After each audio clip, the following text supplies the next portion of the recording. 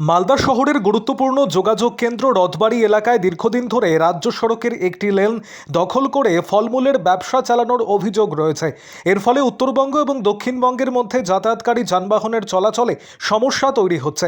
প্রতিদিন বাড়ছে যানজট, পাশাপাশি দখল হয়ে থাকা লেন দিয়ে ছোট গাড়িগুলিও স্বাভাবিকভাবে চলাচল করতে পারছে না। এই পরিস্থিতিতে রথবাড়ি থেকে 420 মোড় পর্যন্ত সড়ক দখলমুক্ত করতে উদ্যোগী হয়েছে জেলা ট্রাফিক পুলিশ। সোমবার ট্রাফিক পুলিশের পক্ষ থেকে এলাকায় মাইকিং করে ব্যবসায়ীদের সচেতন করা হয়। রাস্তার উপর ব্যবসা না করার জন্য অনুরোধ জানানো হয় এবং যান চলাচল স্বাভাবিক রাখতে প্রশাসনের পদক্ষেপের কথা বলা হয়। পুলিশ সূত্রে খবর, আগামীকাল থেকে রাস্তা দখল করে ব্যবসা চালালে সংশ্লিষ্টদের বিরুদ্ধে আইনি ব্যবস্থা নেওয়া হবে। প্রশাসনের এই পদক্ষেপে যানজট কমবে এবং সাধারণ মানুষ ও যাত্রীদের যাতায়াত আরও সহজ হবে বলে আশা করা হচ্ছে। পাশাপাশি সড়ক নিরাপত্তা বজায় রাখতেও এই অভিযান গুরুত্বপূর্ণ ভূমিকা নেবে বলে মনে করা হচ্ছে। আরও আপডেট থাকতে আমাদের ভিডিও শেয়ার ও ফেসবুক পেজটিকে লাইক করে ফলো করে দিন। বলা হচ্ছে আপনারা সার্ভিস রাস্তার পরে কোনো টাইপের দোকানদারি করতে পারবেন না।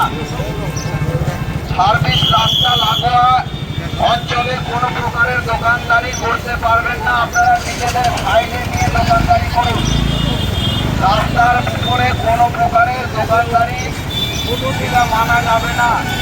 যদি মানতে না পারেন তাহলে আমরা সবজি ফুল বিক্রি করা যাবে না। অপরের সমস্যা করে দিয়ে নিজেরা বিক্রি করবেন না। কোনো প্রকারের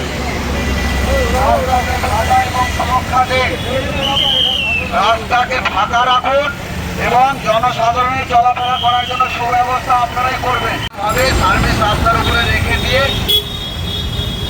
চলে গেলে হবে না। যদি আপনারা এইসব জিনিসগুলো করেন তাহলে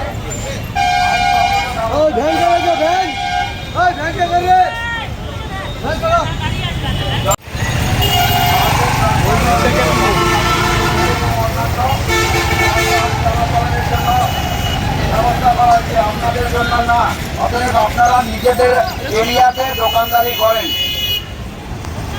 এটা কিন্তু বারংবার আমি এসে নিয়ে বলবো না, আজকেই আপনাদের বলে গেলাম।